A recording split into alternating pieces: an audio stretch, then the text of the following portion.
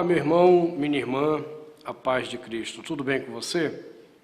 Estamos iniciando mais um programa Teologando, um programa da Sociedade de Estudos Bíblicos Interdisciplinares, SEBI, um programa que trata de Bíblia, trata de teologia, de aconselhamento bíblico, e um programa que, com toda certeza, tem abençoado a sua vida. Nós temos recebido mensagens de irmãos que têm acompanhado o programa, falando como isso tem sido uma bênção para eles, e esse programa é levado até você por meio da rede tvfé.com.br, rede TV Fé. Nós temos, nesse tempo, nesses dois últimos programas, estudado sobre a questão da interpretação da Bíblia e alguns erros que muitos irmãos têm cometido quando leem a Bíblia. É o que nós temos pontuado sob a ótica da linguística funcionalista, que tem demonstrado o grande problema no Brasil do chamado analfabetismo funcional. Ou seja, pessoas que leem, mas não entendem o que leem. Então nós começamos a mostrar alguns desses problemas que a nossa cultura, nós temos insistido, o problema não nasce exatamente com você. O problema nasce na nossa cultura, na nossa maneira de alfabetizar as pessoas, que se preocupa com a leitura e não com o entendimento daquilo que se lê. Então, esse é um problema cultural. E isso acaba sendo refletido na nossa maneira de ler a Bíblia. É inevitável que a gente, ao ler a Bíblia, reproduza na nossa leitura essa má formação na nossa alfabetização. E aí nós vimos, então, um grande problema que tem assolado uma interpretação correta, não apenas da Bíblia. Lembre-se que o que eu estou te dizendo nesses programas não é algo que afeta apenas a leitura da Bíblia, é a leitura de qualquer livro, é a leitura de qualquer texto. E a primeira questão, então, que a gente pontuou é que nós aprendemos a ler palavras e frases em vez de lermos o discurso. Então, a gente tem visto muitas pessoas usando palavras para dizer que elas têm um significado e extrapolam o entendimento porque não estão observando o discurso. Já demos alguns exemplos nesses dois últimos encontros, e hoje eu quero avançar um pouquinho mais sobre isso. Tá? Então veja, nosso primeiro problema: as pessoas leem palavras e frases e não o discurso. Mas há uma área que é muito verdadeira. Palavras, elas são revestidas de significados. Quando elas se juntam no discurso a outras palavras, elas se revestem de significados. E aí eu também preciso saber como identificar o significado dessa palavra. Qual é um erro muito comum que eu tenho visto como professor de exegese nesses meus 25 anos como professor de exegese? As pessoas acham que elas podem decifrar o significado de uma palavra olhando para dicionários. Então, deixa eu dizer a você, dicionário não vai te ajudar em nada. Tá? Isso aqui é um erro muito comum. Às vezes eu encontro pregadores, professores de escola dominical ou mesmo de faculdade. Encontro isso em livros de homens até muito respeitados na área espiritual, mas que cometem esse erro de buscar dicionários. Então, veja, aqui já temos um grande problema. Que tipo de dicionário? O mais grave de todos é quando você busca um dicionário da sua língua. Então é muito comum eu ouvir assim: irmãos, olha, essa palavra, pega lá o Salmo 42, diz assim, que um abismo chama outro abismo ao fragor das tuas catadupas. A versão Almeida atualizada, catadupas. Aí a pessoa não sabe o que é catadupa. Aí ela diz assim: mas peraí, lá no Aurélio, catadupa significa. Percebeu? Ela foi num dicionário de língua portuguesa para interpretar o que aquela palavra que ela acabou de ler significa. Qual é o erro que tem aqui? É muito simples. É que essa palavra catadupa, né, ela já é uma tradução de uma palavra hebraica. Lembre-se, o Antigo Testamento foi revelado por Deus em hebraico. E quando o tradutor viu a palavra hebraica, ele achou que a equivalência seria catadupa. Aí você pega essa palavra, que é uma tradução, e vai para o Aurélio. Ou vai para o Ruais. E a pergunta é, o que o Aurélio ou o Ruais sabe, ou eles sabem, de hebraico? Eles não sabem nada de hebraico. E se o tradutor errou a tradução? O que adiantou você ir no Aurélio, no Ruais, se o tradutor errou? E entenda, tradutores erram a tradução. Tá? Há vários equívocos de tradução nas nossas Bíblias. Então, não é indo ao dicionário Aurélio ou Ruais que você vai resolver o problema. Porque nenhum desses dicionários sabe o que a palavra hebraica de fato significaria. Tá?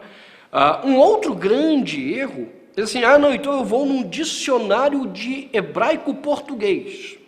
Ou eu vou num dicionário de grego, caso seja uma palavra do Novo Testamento, de grego-português. Por que também isso é um erro? Por uma questão simples. O papel de um dicionário, a função de um dicionário, é descrever os vários significados que uma palavra possa ter numa determinada cultura. Então, esse dicionário, mesmo que seja de hebraico, que seja de grego, para a língua portuguesa, o máximo que ele consegue fazer é descrever esses significados. E mesmo assim, veja que em português nós não temos um dicionário amplo, exaustivo, nem de hebraico, nem de grego, para um exame tão detalhado. Tá? Só para você entender, um dicionário exaustivo do grego do Novo Testamento, do Dr. Gerhard Kittel, tem 10 volumes. Cada volume com aproximadamente 1.200 páginas. Você percebe como a coisa é muito extensa? Então, se você não entendeu como o significado é descoberto na leitura, mesmo indo a um dicionário de hebraico, português ou grego-português, o máximo que você vai conseguir fazer é aquela brincadeira que a gente fazia antigamente, né, quando criança, assim, minha mãe mandou escolher este daqui. É aquilo que mais for conveniente para você. E é o que a gente está vendo. Muitas pessoas têm usado a Bíblia, pegando palavras na Bíblia, e dito, a Bíblia está dizendo porque a palavra significa isso. E esse significa isso foi o que ela achou que era dentro do dicionário. E aí você olha para o texto e você diz, mas puxa, o texto não está falando disso. Tá? Eu lembro que a primeira vez que eu me deparei com esse fenômeno, eu era um seminarista, nós estávamos, eu fazia parte de um conjunto lá no seminário, né, os Jovens de Cristo, e a gente saía uma vez por mês para... Na verdade, a intenção do conjunto era despertar vocações, então a gente ia cantar nas igrejas, pregar e ensinar, tentando despertar vocações nas pessoas.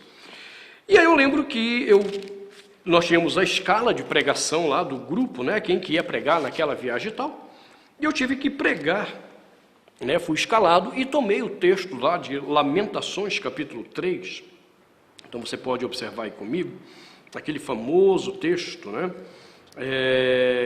que diz, as misericórdias do Senhor renovam-se cada manhã, Lamentações 3, e a partir do versículo 21, observe, diz assim, eis o que recordarei a meu coração e por que eu espero.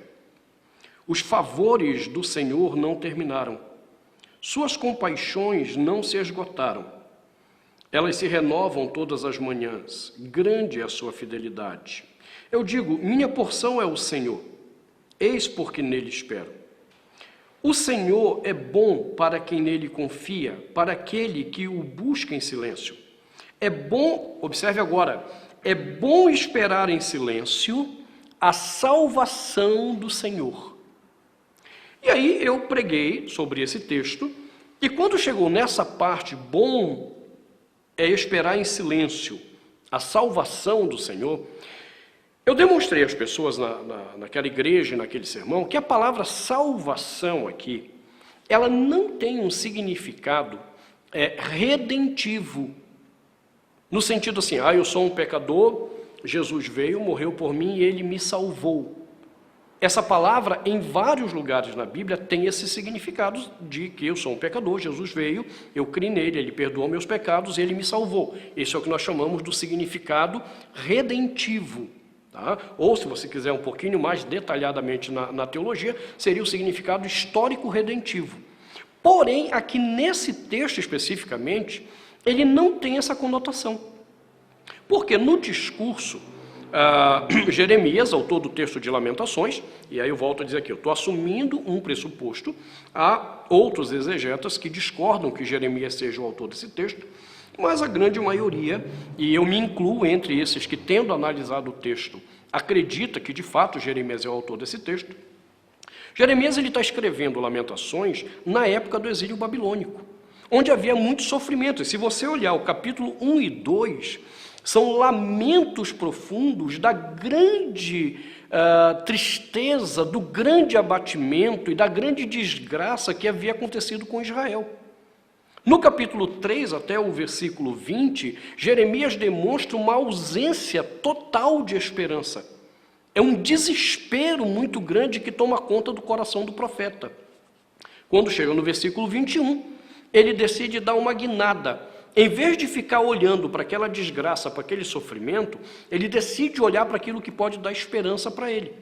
É nesse contexto que ele diz que é bom para o homem aguardar em silêncio a salvação do Senhor. O que é a salvação, então, nesse discurso?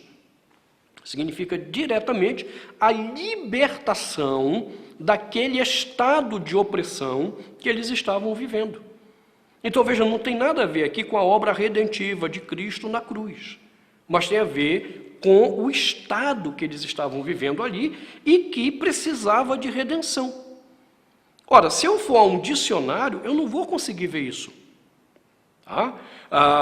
Então, esse é um ponto que você tem que entender. Quando você está lendo a Bíblia, não permita a ideia de que a palavra tem um significado nela sozinha. Não. Também não se permita examinar dicionários. Mesmo que sejam dicionários bíblicos, eles não vão te ajudar. Como é que você deve, então, lidar com isso? Para você entender o significado da palavra que você está lendo. A primeira dica que eu te dei agora. Leia primeiro, está lá nos nossos 2 primeiros programas, leia primeiro o discurso. É o discurso que situa a palavra. Tá? Então, essa é uma dica muito importante. Um outro exemplo rápido para você entender. Lembra lá de João 10:10? Diz assim, o ladrão vem somente para matar, roubar e destruir. Quem é o ladrão? Historicamente, a gente está ouvindo assim, o ladrão é o diabo que vem para matar, roubar e destruir. O problema é que o discurso começa no capítulo 9, Jesus curando um cego de nascença. Os fariseus se revoltaram com isso. Fizeram de tudo para que ele negasse aquela cura. E aí, Jesus pega e faz uma crítica aos fariseus, dizendo, o ladrão vem somente para matar, roubar e destruir. Em seguida, ele compara o ladrão ao mercenário. Ou seja, o ambiente todinho tem a ver com o falso líder religioso. Aquele que supostamente se preocupa com a tua vida, aquele que supostamente quer te ajudar e, na verdade, pega a sua desgraça, pega o seu sofrimento para arrancar dinheiro de você, para tirar o teu couro. Ou seja, o ladrão que vem para matar, roubar e destruir ali em João 10:10 não é o diabo, é o falso líder religioso. Então, veja, eu não preciso ir a um dicionário, é o discurso. O discurso, ele é claro. Então, quando você tiver dúvida numa palavra, olha primeiro o discurso. Ele vai te ajudar a resolver o problema. Eu quero voltar com outros exemplos no próximo bloco. Nós vamos agora ao nosso intervalo e eu te aguardo daqui a pouco. Deus te abençoe. Olá, Gostaria de lhe apresentar um projeto que tem ajudado muitas vidas, o projeto social Missão Resgate.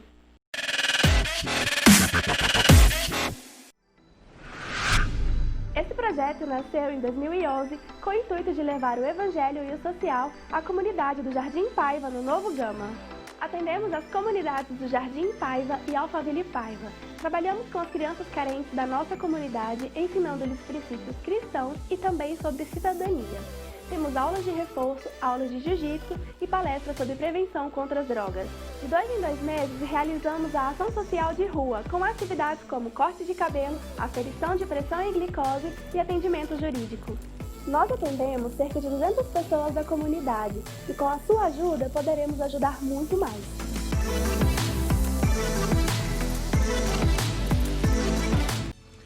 Olá você que assiste a Rede TV Fé. Deixa eu te dizer, sabe como é que nós mantemos a nossa programação no ar? Com a tua ajuda, com a tua oferta, com a tua doação. E como você vai doar? Deixa eu te dizer, tá vendo essa conta que está aparecendo aqui? É a conta dos Amigos da Missão. Você vai se tornar um amigo da missão e vai fazer uma doação para nós, assim, mantermos a nossa programação no ar. Temos custos, né? Temos trabalho, temos gravação, temos uma rotina toda de trabalho e isso gera custos. E por isso você vai nos ajudar. De que forma? Fazendo, digo mais uma vez, fazendo uma doação, fazendo uma transferência bancária, um depósito para essa conta. Você vai ser um amigo da missão. Se Deus te chamar para essa obra, para você ser um mantenedor, aceite esse desafio. Seja um dos amigos da missão colaborando conosco.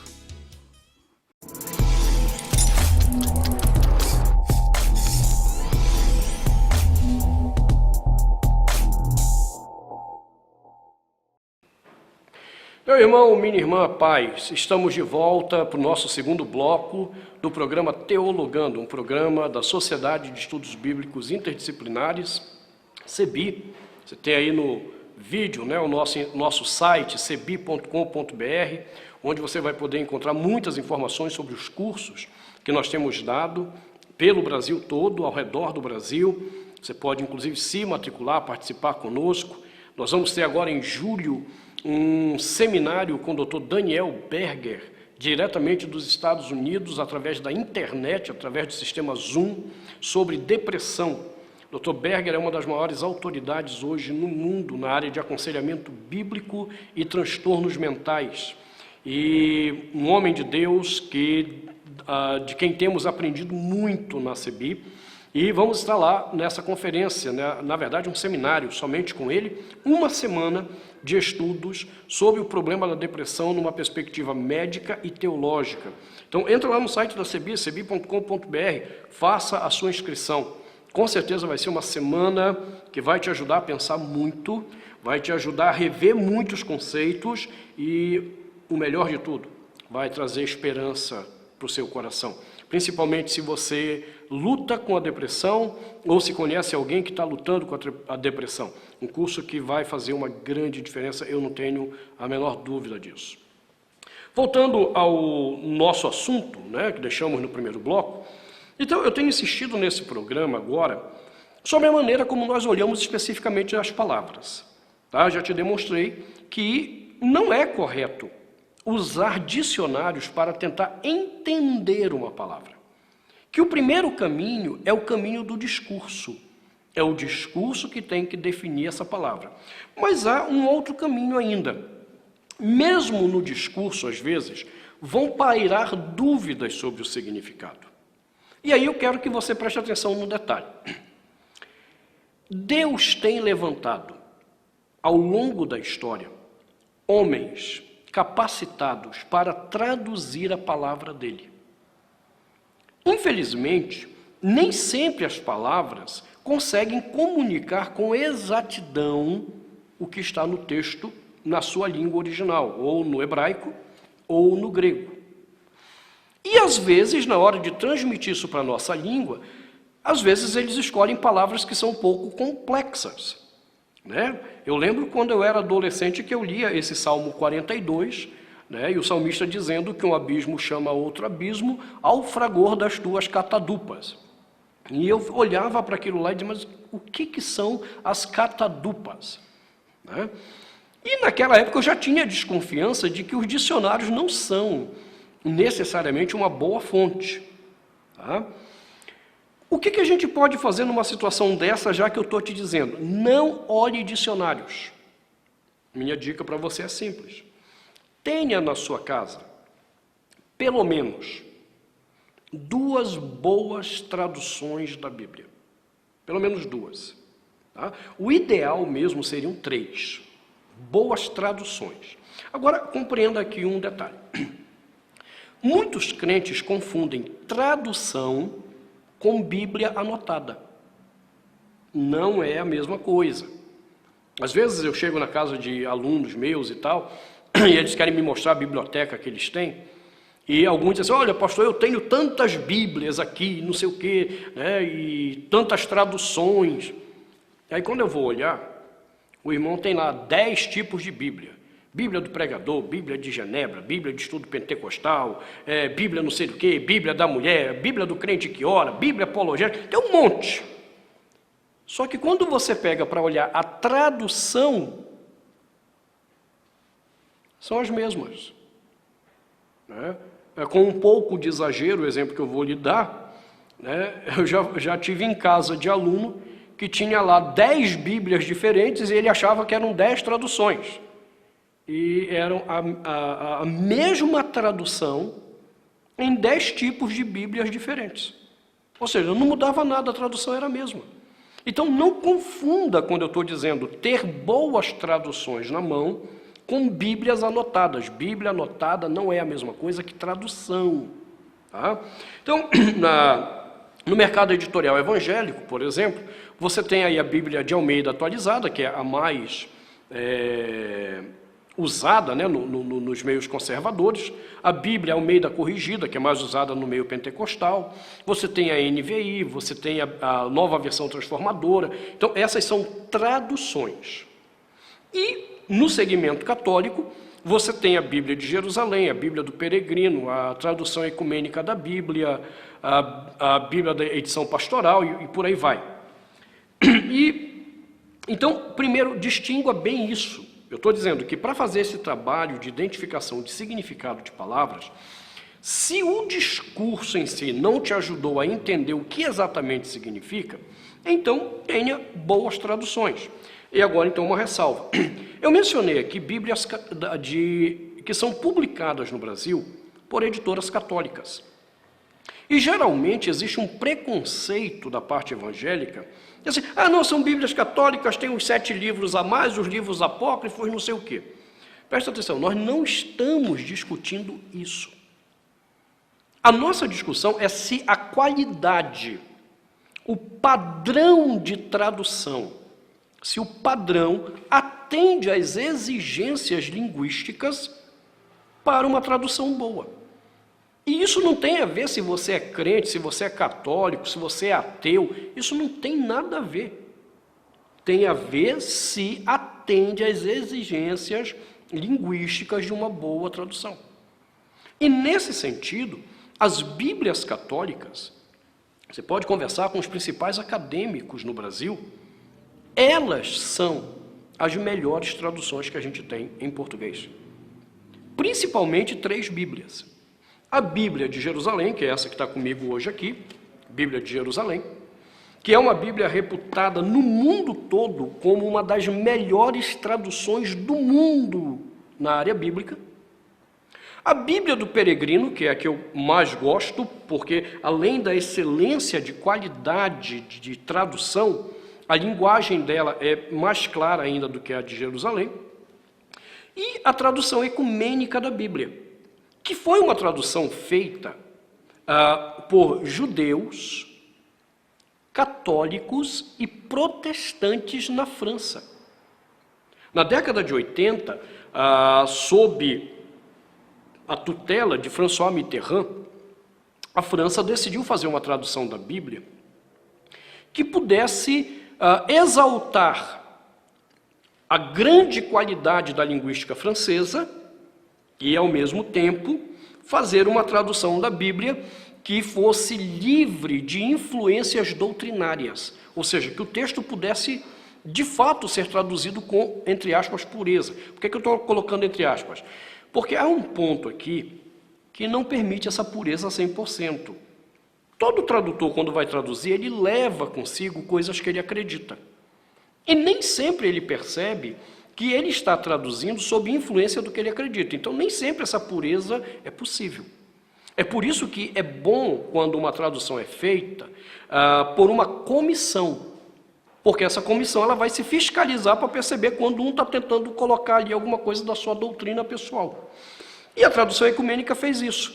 A França convocou os melhores linguistas de Antigo Testamento que respeitavam a Bíblia como palavra de Deus, e aí sentaram então linguistas judeus, católicos e protestantes, e no Novo Testamento, melhores linguistas que fossem protestantes e católicos, para traduzir.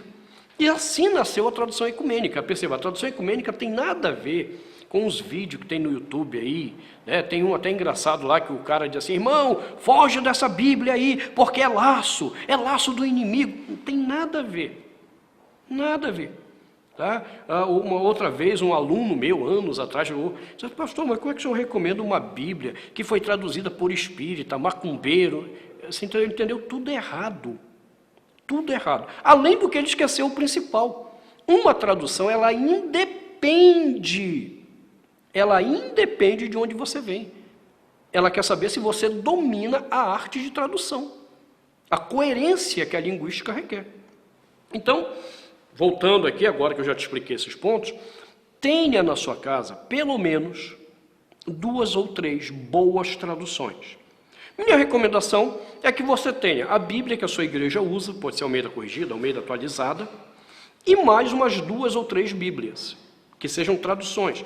Minha recomendação, Bíblia de Jerusalém, Bíblia do Peregrino, tradução ecumênica da Bíblia. Tá? Mas se você não quiser ter essas Bíblias, que não quiser comprar só do mercado editorial evangélico, então você teria que ter uma Almeida atualizada, uma Almeida corrigida, uma NVI, ou uma nova versão transformadora, a Bíblia contemporânea, alguma coisa assim. Tá? Tendo explicado isso para você, eu vou te dar um exemplo agora. Então veja bem, eu estava lá, na minha adolescência, e estava lá, né, um abismo chama outro abismo, ao fragor das tuas catadupas. Em vez de ir a um dicionário, eu devo ir a uma outra tradução. Por quê? Porque o tradutor, ele estava diante da palavra que foi traduzida como catadupa. No caso aqui do Salmo 42, ele estava diante da palavra hebraica, que foi traduzida na Almeida atualizada como catadupa.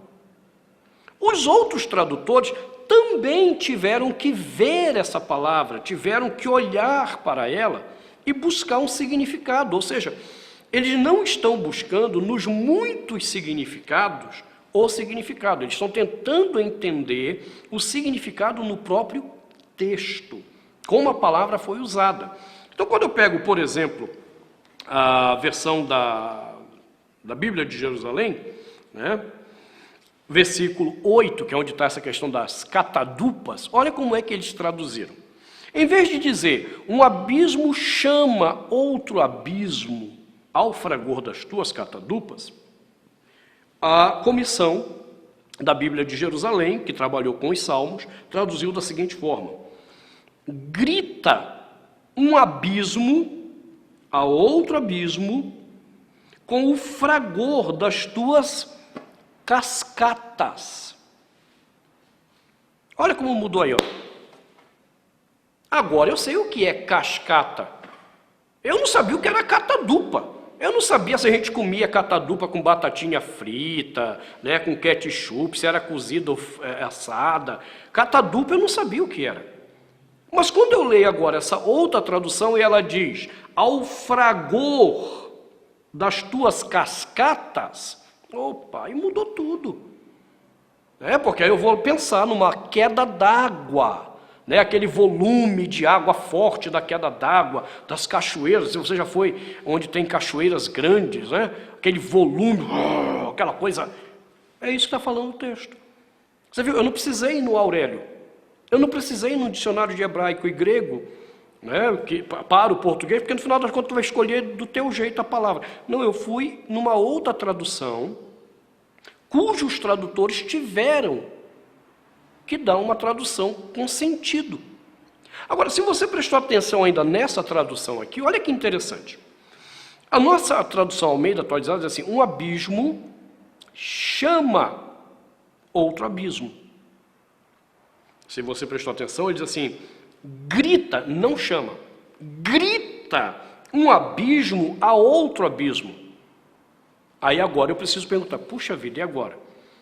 Qual é a ideia melhor? Um abismo chama o outro ou um abismo grita para o outro? Porque aí a intensidade da ação é diferente. Percebeu que a tradução agora está indicando intensidade? Um diz assim: ei, psiu, vem cá. Isso é chamar. E o outro: ei, vem cá. Isso é gritar. A intensidade é diferente.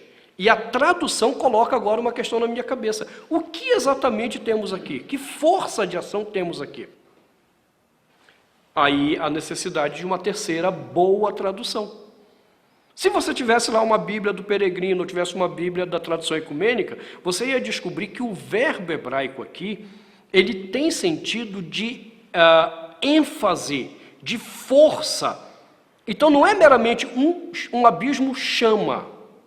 Um abismo está gritando para o outro. E aí faz sentido com o volume das águas caindo da cascata, que faz um barulho ensurdecedor. Aí você diz, realmente o sentido aqui é de gritar. E isso faz sentido ainda nesse salmo, porque o salmista está lidando com uma coisa muito difícil chamada depressão. É quando a alma grita. Percebeu como essa dica facilita muita coisa? Está aí a dica para você. Próximo programa a gente vai avançar. Deus te abençoe. Te aguardo. Acesse lá, cbi.com.br, em nome de Jesus.